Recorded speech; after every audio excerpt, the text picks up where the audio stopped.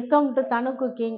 இங்கே ஒரு கேரட்டு சாதம் செய்ய போகிறோம். வாங்க. கொண்டு எண்ணெய் ஊற்றிக்குவோம், கொஞ்சோண்டு கடுகு போட்டுக்குவோம், இதுக்கு 2 பட்டை மிளகா,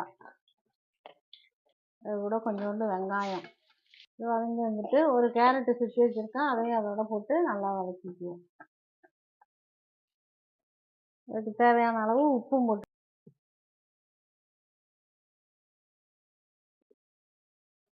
கருவேப்பிலை, கொஞ்சோண்டு தண்ணி ஊற்றி லேசாக வேக வச்சுக்குவோம். ஒரு ஸ்பூன் நெய் ஊற்றிக்குவோம், அதில் கிளறிக்குவோம். சாத்தை போட்டு இதில் கிளறிப்போம். அந்த கேரட்டு சாதம் என் பேரனுக்கு ரொம்ப பிடிக்கும். அதனால் அவனுக்கு இதுதான் மதியான சாப்பாடு.